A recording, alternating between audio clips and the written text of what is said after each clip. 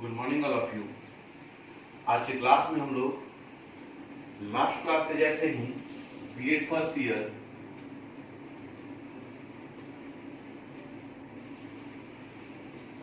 और DElEd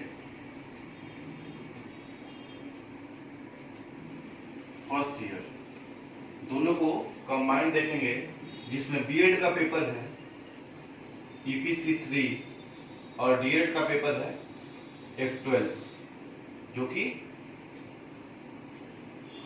ICT के ऊपर आधारित है। इसके अंदर हम लोग यूनिट फर्स्ट को देख रहे थे और लास्ट क्लास में हम लोगों ने देखा था कि कैसे बेनिफिट है एजुकेशन के फील्ड के लिए आईसीटी, उस चीज पे हम लोग डिस्कस किए थे।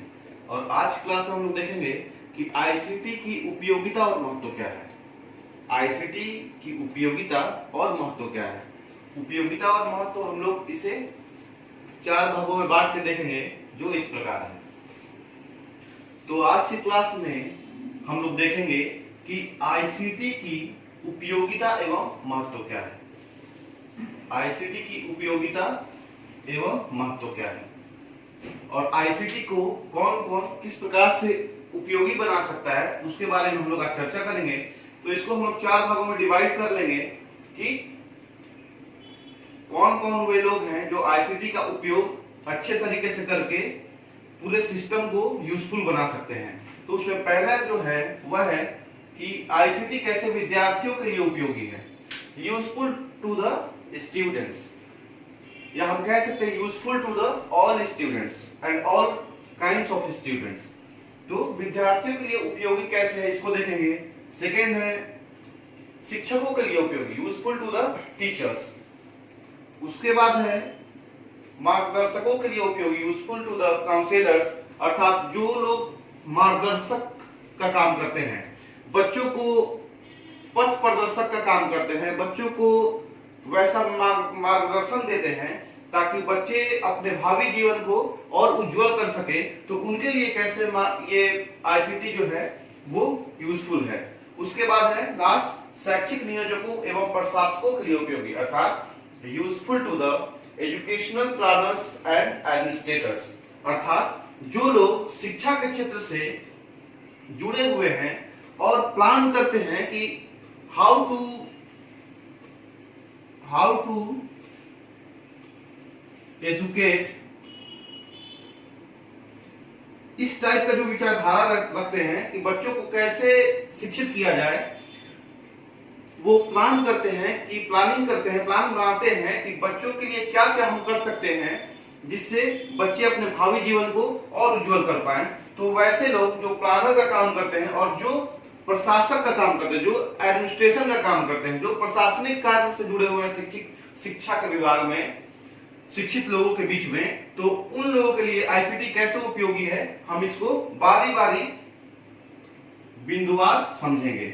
जिसमें पहला हम देखेंगे कि विद्यार्थियों के लिए उपयोगी कैसे है।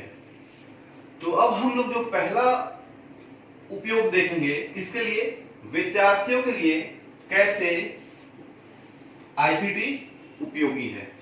तो विद्यार्थियों के लिए हम लोग कैसे कह सकते हैं कि आईसीटी उपयोगी है। तो यह बात 100% सत्य है कि आज के समय में आईसीटी एक ऐसे भूमिका में है जो विद्यार्थियों को हर एक स्किल के साथ उनको डेवलप करने का काम कर रहा है, विद्यार्थियों को और भी पॉलिश करके उनमें 4 चांद लगाने का काम कर रहा है। तो विद्यार्थियों के लिए आईसीटी कैसे उपयोगी हो सकता है, तो हम अब पॉइंट वाइज देखेंगे। जिसमें पहला है कलेक्शन ऑफ डाटा, अर्थात सूचनाओं का संकलन। इसको हम सूचनाओं का संकलन कह सकते हैं कि आईसीटी के माध्यम से अगर हम स्टूडेंट हैं तो आईसीटी के माध्यम से हम किसी भी प्रकार का सूचना एकत्रित कर सकते हैं, सूचनाओं का संकलन कर सकते हैं। मैटर ये नहीं करेगा कि जो भी इंफॉर्मेशन है वो किस टाइप का है, हम जिस टाइप का भी इंफॉर्मेशन चाहेंगे आज के डेट में पॉसिबल है कि हम लोग उसे एकत्रित कर सकते हैं।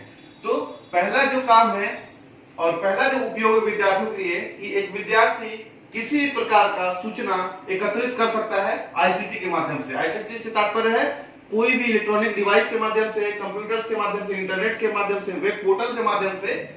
और दूसरा है रिसोर्स ऑफ डाटा, अर्थात सूचनाओं का स्रोत। जब हम किसी भी सूचना को अपने लिए एकत्रित कर सकते हैं तो उसी आईसीटी के माध्यम से उस सूचना का स्रोत क्या है, वह सूचना कहां से आया है, उस सूचना का जो स्टार्टिंग पॉइंट है वह कौन सा बिंदु है, हम लोग उसे भी जान सकते हैं। तो एक विद्यार्थी के लिए आईसीटी बहुत ही महत्वपूर्ण है, इसलिए भी कि उनके अंदर जो प्रॉब्लम सॉल्विंग अर्थात समस्या समाधान कौशल कह सकते हैं हम इसे, आईसीटी के माध्यम से एक विद्यार्थी अपने अंदर समस्या समाधान के कौशल को और भी उन्नत बना सकता है और भी उसको डेवलप कर सकता है। विद्यार्थी अपने आप में अपने स्किल को डेवलप करके प्रॉब्लम सॉल्व को पूरा कर पाता है और किसी भी प्रकार का प्रॉब्लम हो वो आईसीटी का यूज करके उसको सॉल्व कर लेगा। तो कहीं ना कहीं विद्यार्थियों के लिए यह बहुत ही उपयोगी है और विद्यार्थियों के भावी भविष्य के लिए, विद्यार्थियों के भावी जिज्ञासा के लिए आईसीटी का यूज बहुत ही जरूरी है। उसके बाद है डिसीजन मेकिंग स्किल, अर्थात डिसीजन मेकिंग का क्या होता है, निर्णय क्षमता कौशल। आईसीटी के माध्यम से एक विद्यार्थी अपने डिसीजन मेकिंग स्किल को, अपने निर्णय लेने की शक्ति को, अपने निर्णय लेने की क्षमता को और भी डेवलप कर सकता है, क्योंकि उसे किसी भी जानकारी के लिए आईसीटी के माध्यम से वो हर चीज मिल जाएगा जो वह चाहता है। और जब उसे किसी भी बात की जानकारी हो जाएगी तो वह किसी भी तरीके का निर्णय लेने में सक्षम हो जाएगा। उसके बाद जो लास्ट है सूचनाओं के एकत्रीकरण के पश्चात, जब हम लोग सूचनाओं का एकत्रीकरण कर लेंगे, जब हम लोग कलेक्शन ऑफ डाटा कर लेंगे, जो भी कलेक्शन करना है, जिस प्रकार का भी डाटा कलेक्शन करना है, जब हम लोग उस सूचना को एकत्रित कर लेंगे, उसके बाद क्या करेंगे, आवश्यकता अनुसार उचित स्थान पर उपयोग कर सकते हैं। जब हम लोग किसी भी जैसे हमें एक एग्जाम्पल के द्वारा हम लोग देख सकते हैं कि हमें सूचना प्राप्त करना किस चीज का, कि इंडियन इकोनॉमी 2014 में 2014 में इंडियन इकोनॉमी क्या था और आज इंडियन इकोनॉमी, इसको रेट भी कह सकते हैं, इंडियन इकोनॉमी रेट 2020 में क्या है।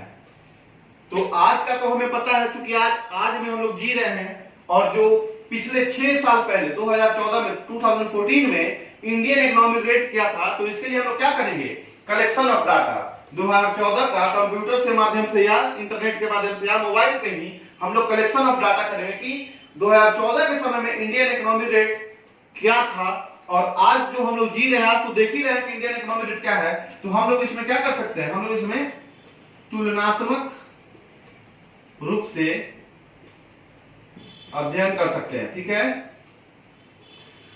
तो कहीं ना कहीं विद्यार्थियों के लिए आईसीटी बहुत ही उपयोगी है। अब हम चलते हैं अपने दूसरे टॉपिक पे। अब जो दूसरा पॉइंट है वह है शिक्षकों के लिए उपयोगी, यूजफुल टू द टीचर्स, कि आईसीटी शिक्षकों के लिए कैसे उपयोगी है। तो हम कह सकते हैं कि सबसे पहला जो शिक्षकों के लिए उपयोग है वह यह है कि आईसीटी के माध्यम से, आईसीटी का यूज करके एक टीचर अपने क्लास को बहुत ही ज्यादा प्रभावपूर्ण बना सकता है। प्रभावपूर्ण कैसे बनाएगा, वो प्रोजेक्टर का यूज कर सकता है, वो क्लासरूम में स्मार्ट क्लासरूम का यूज कर सकता है और अपने शिक्षण को प्रभावी बनाने के लिए वह हर इलेक्ट्रॉनिक डिवाइस का यूज कर सकता है जिससे कि क्लास इंटरेस्टिंग और प्रभावशाली बने। और अगर हम एग्जाम्पल की बात करें तो शिक्षकों के लिए आईसीटी इसलिए भी उपयोगी साबित होता है कि इसका सीधा एग्जाम्पल खुद अभी हम हैं। चूंकि हम आईसीटी के माध्यम से ही इस ई लर्निंग के क्लास को प्रॉपर चैनल पे ला पा रहे हैं।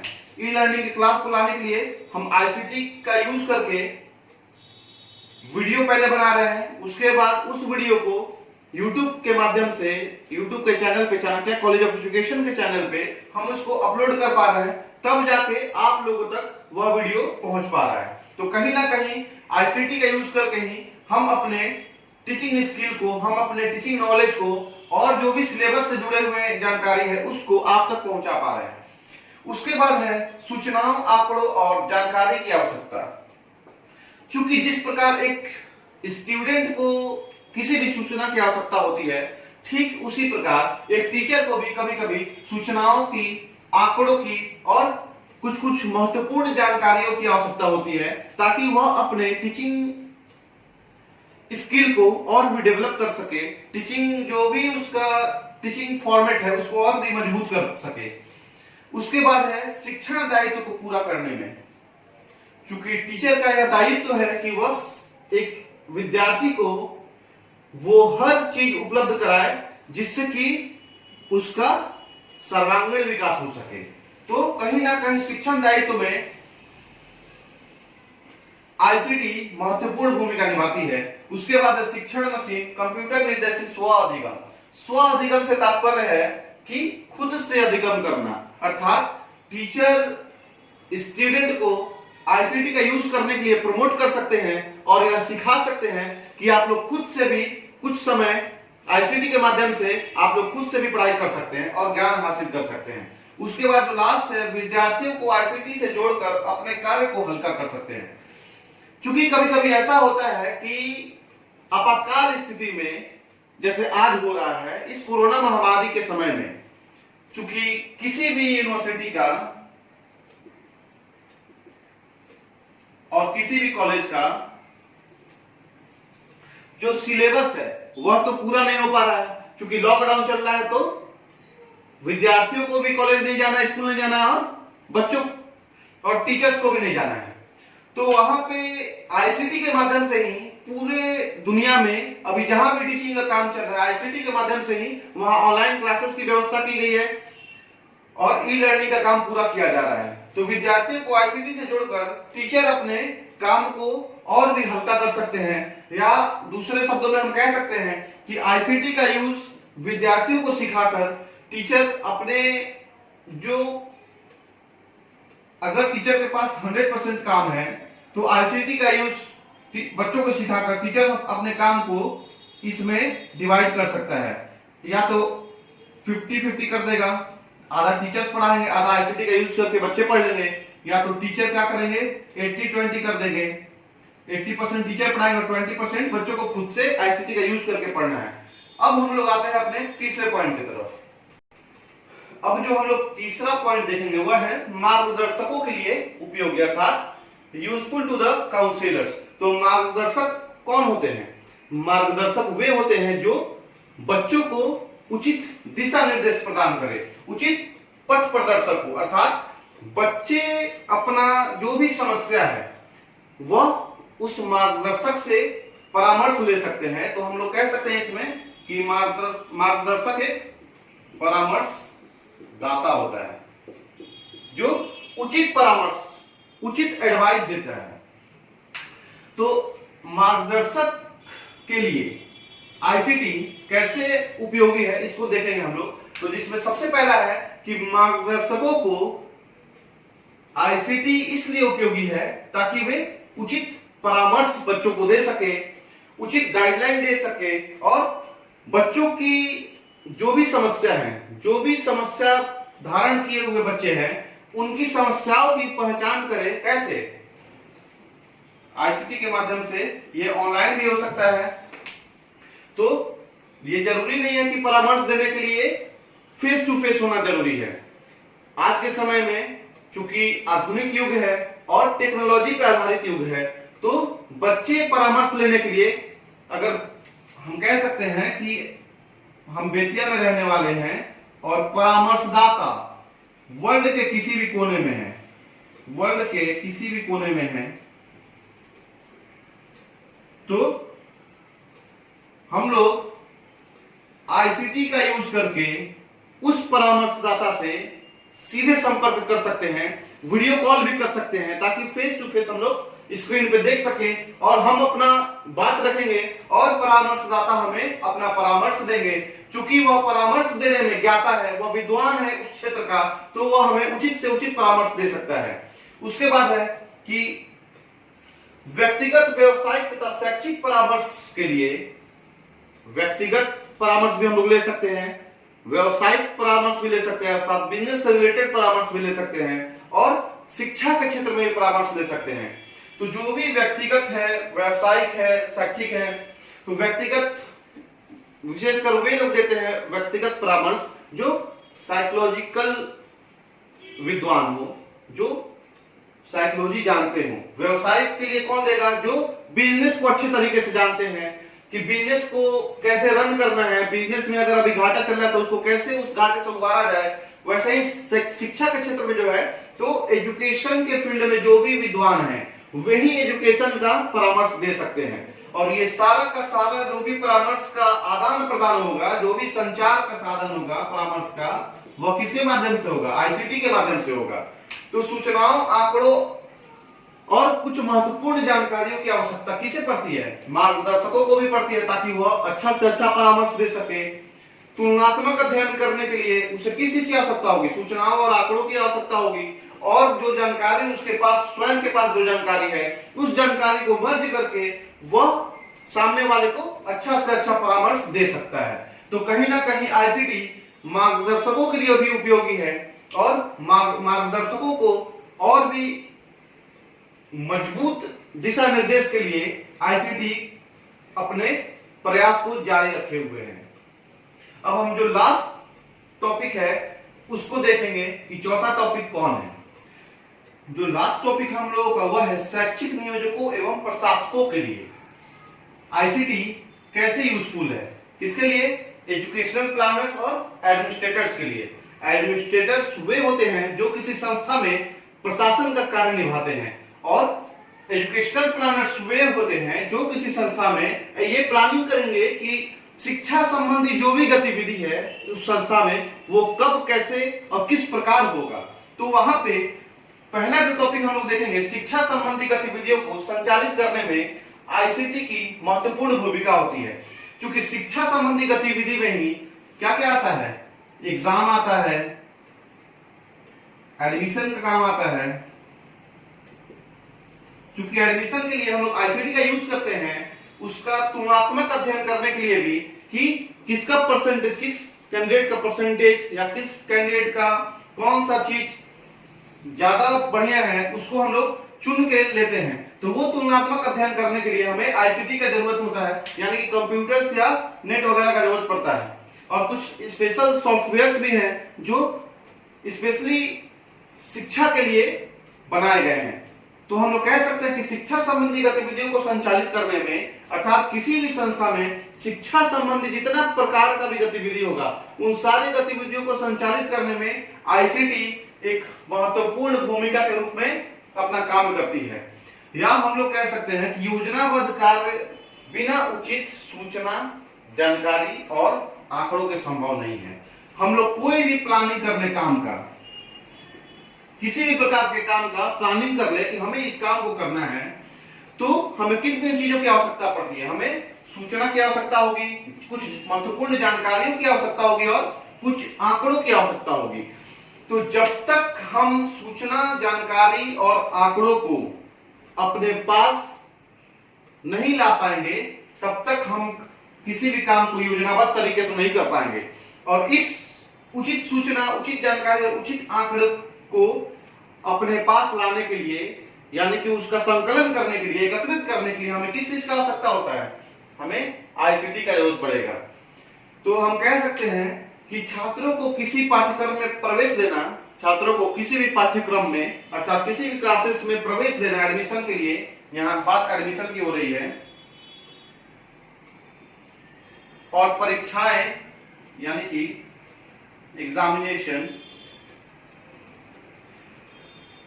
जिस प्रकार की भी कार्य हो उसमें आईसीटी महत्वपूर्ण भूमिका निभाती है। तो एडमिशन के समय में हम देख सकते हैं कि कंप्यूटर में जो भी बच्चों की जानकारी फीड करेंगे उसके लिए, और एग्जामिनेशन के समय भी हम लोग, तो इस प्रकार से हम लोग कह सकते हैं कि प्रवेश लेने के समय या किसी भी एग्जामिनेशन को कराने के लिए, तो हम कह सकते हैं कि शैक्षिक नियोजक के लिए और प्रशासक के लिए, जो भी लोग एजुकेशन के फील्ड से जुड़े हुए हैं, जो भी लोग एजुकेशनल प्लानिंग करते हैं, जो भी लोग एजुकेशनल एडमिनिस्ट्रेटर्स होते हैं, उनके लिए कहीं ना कहीं आईसीटी बहुत ही उपयोगी है, ताकि वे प्रभावपूर्ण, हम कह सकते हैं प्रभावपूर्ण तरीके से अपने कार्यों को और भी उचित और भी मजबूत बना सके। तो इस प्रकार से हम लोगों ने देखा कि आईसीटी की उपयोगिता अर्थात यूटिलिटी और महत्व, इंपॉर्टेंस, कि आईसीटी की यूटिलिटी क्या है और इंपॉर्टेंस क्या है। तो इस प्रकार से हम लोगों ने चारों पॉइंट को बिंदुवार समझा, और मैं आशा करता हूं कि सारे लोगों को समझ में आएगा कि आईसीटी की उपयोगिता और महत्व की जो बात की गई है वह किस प्रकार से उपयोगी है और किस प्रकार से महत्व है। Thank you.